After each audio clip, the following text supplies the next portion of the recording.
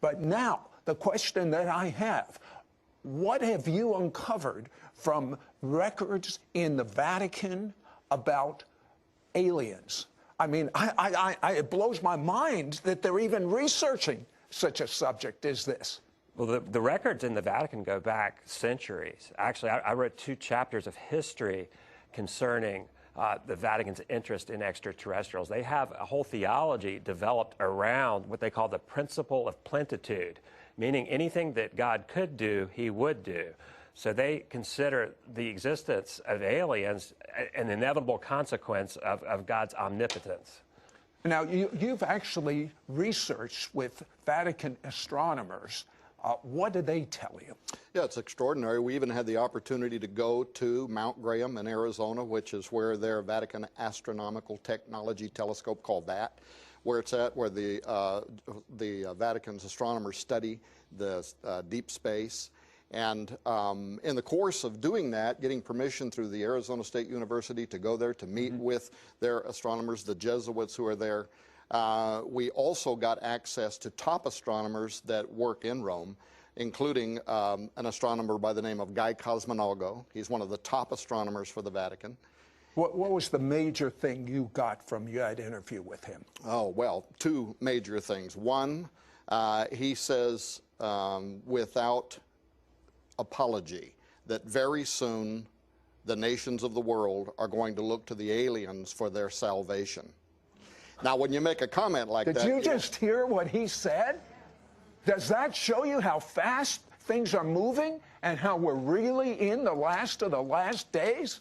And then, of course, you want to get behind that, right? You want to find out where are they coming from. So he agreed to be interviewed 5 times from Rome, and then gave us documents which are not available to the public that outline what much of the inner thinking of the highest level theologians and astronomers at the Vatican believe now, including the idea that Jesus might be the son of a star child. Now, when we ask him what is a star child, right, they're talking about an alien intelligence from another world, and that the birth of Jesus Christ, the virgin birth, was in fact comparable to an abduction scenario in which these aliens used the Virgin Mary to create Jesus. And this is one of the ways in which they're combining the idea that we are soon to be visited by an alien savior from another world. Hold that thought. Wait till you find out about the Vatican astronomer saying he's operating with Project Lucifer. We'll be right back to It's Supernatural.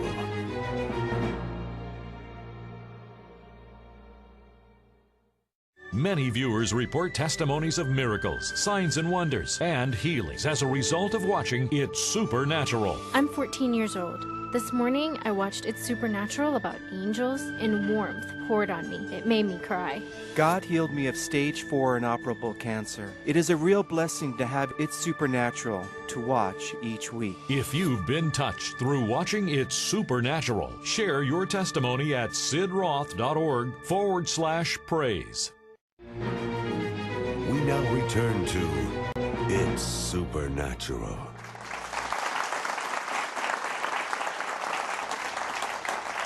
Okay, I promised you we would find out this great Catholic astronomer, the #1, is operating with something called Project Lucifer. What is that? Well, up on top of Mount Graham in Arizona, there's an observatory complex that consists of 3 very high-powered telescopes. One is the Vatican Advanced Technology Telescope. There's a radio telescope, and then there's one called the Large Binocular Telescope. This is the most powerful telescope in the world. In fact, they told us they can get better images of space than the Hubble Space Telescope can. Now, attached to this telescope is an infrared camera named Lucifer, which is really a kind of an odd name for a camera. And you know, from the information that we gathered, this thing was named by the Max Planck Institute and some German astronomers. But the Vatican is part of this conglomerate up there, and they're all working together.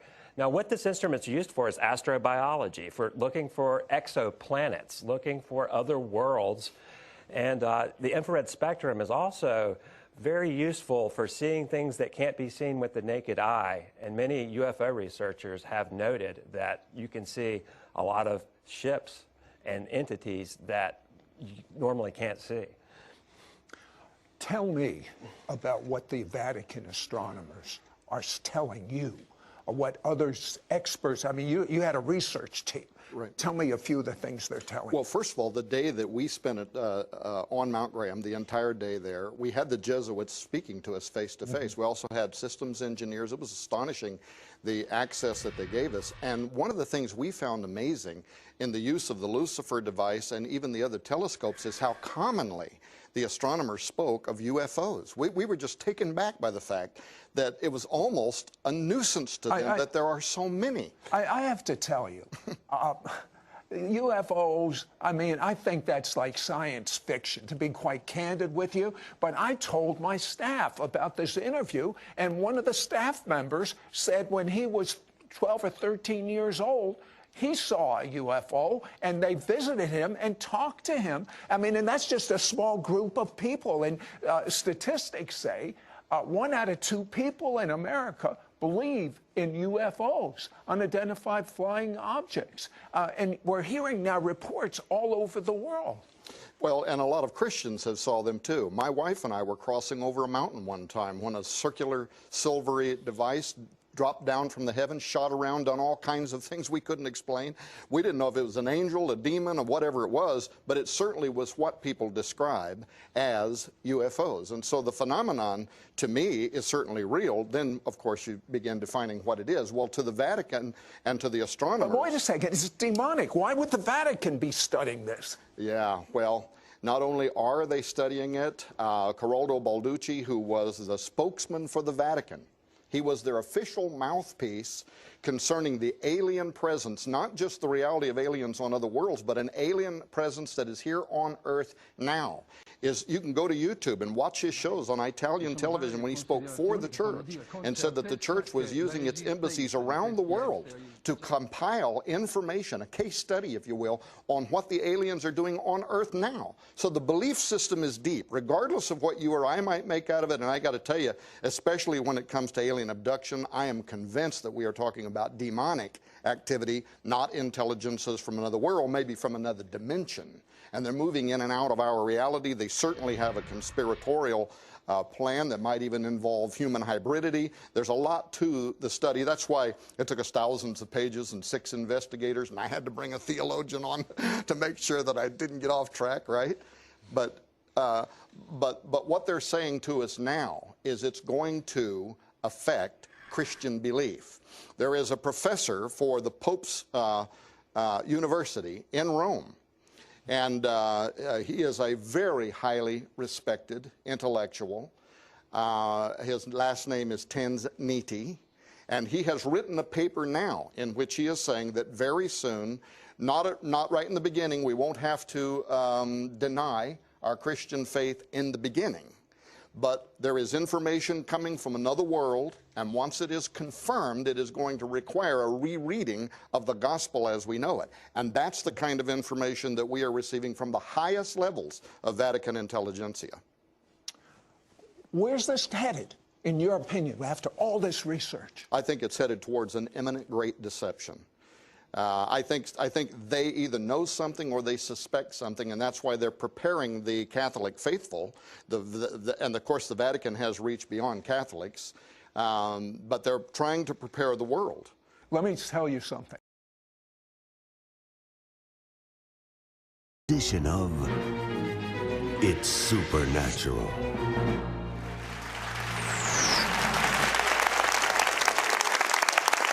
Hello, it's Sid Roth here. Welcome to my world, where it's naturally supernatural. Last week, we found out about these amazing prophecies buried in the Vatican. 900 years ago, what would happen to each pope all the way up to the last pope. On this show, we're going to continue, and we're going to talk about the Vatican's secret plans for welcoming an alien God with a small g under the reign of the last Pope.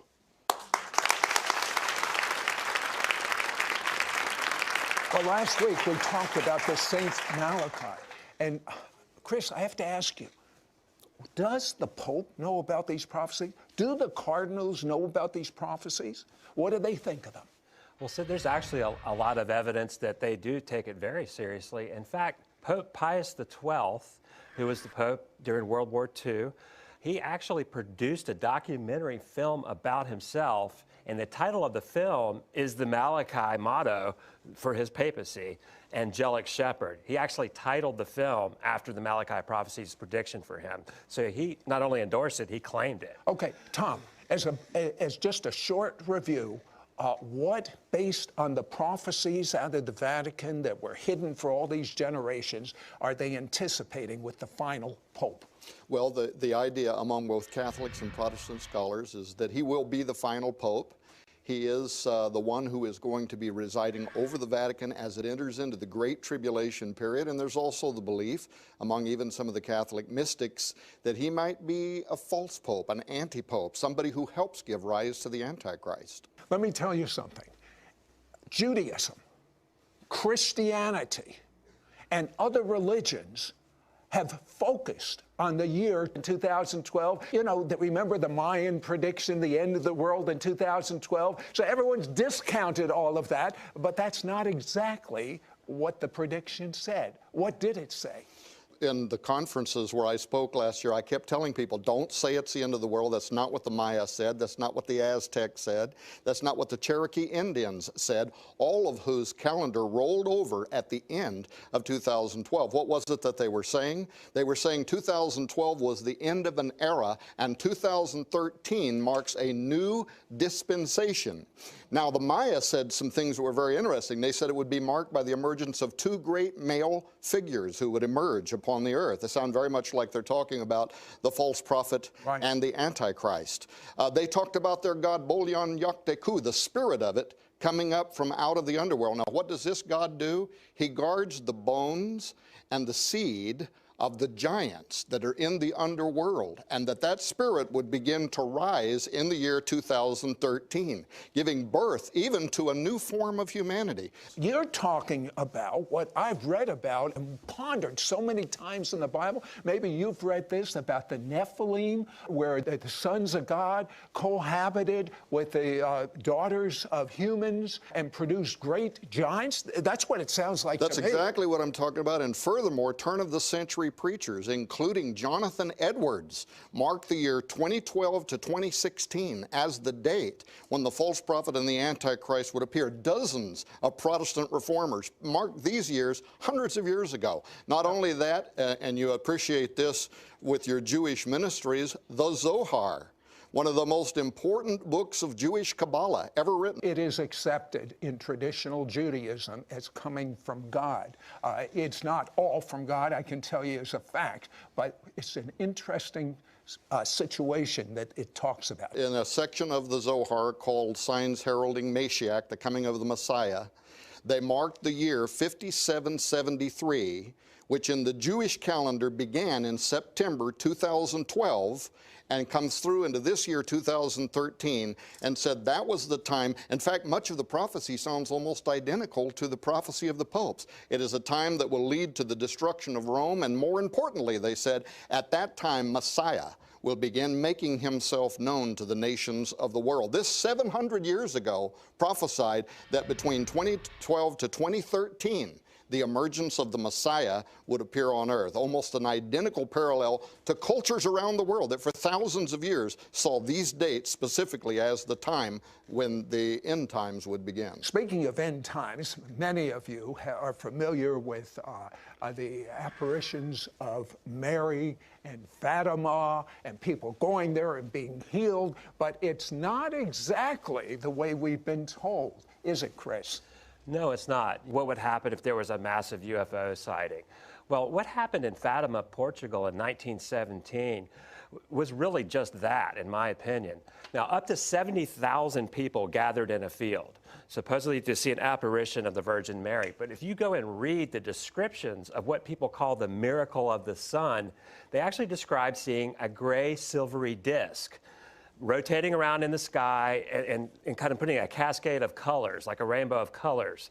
And so it really, in 1917, no one had vocabulary of words like flying saucer. Right. But that's exactly what it sounds like they're describing to me. Yeah, I've always thought Mary just appeared in the sky. It really wasn't Mary at all. They're talking about a sphere or a silver disc. And that same flying saucer, let's call it for what it is, demonic. According to my notes here, in 1950, Pope Pius XII saw the same thing. Explain. Well, what's interesting about the Marian dogmas and all these things that we don't see in the Bible is that the theology has sort of escalated over time. Now, in 1950, Pope Pius saw a sphere over the Vatican gardens, the same sort of thing that you hear about at Fatima. Now, this sighting of this opaque sphere, flying saucer, UFO, inspired him to define a new doctrine that all Catholics have to believe, and that is that Mary ascended into heaven just like Jesus does in Acts chapter 1. Wait till you find their research of what the Vatican is ready to announce in reference to end time Bible prophecy and in reference to aliens coming to planet Earth. We'll be right back. We now return to It's Supernatural. I'll tell you, as far as I'm concerned, I'm being blown out of the water. And a lot of my end time thinking is the whole paradigm is changing in light of the Bible prophecy that you're bringing to us. Tell me about the Vatican Conference of a gathering of scientists to discuss extraterrestrial activity. Certainly. In 2009, the Vatican sponsored an astrobiology conference. And that means? That is the study of life in space. Now, what makes that interesting is that we don't really know of any life in space, yet our universities have programs where you can study this. They had the top secular scientists in the world come to Rome for this conference in 2009. We're talking about, atheists, secular scientists, and the sort of topics that they're covering, things like shadow life, exoplanets. What's an exoplanet? An exoplanet is a planet that's outside of our solar system. Okay. So you have the top scientists in the world gathering in Rome for the Pontifical Academy of Sciences, an audience for the Pope to study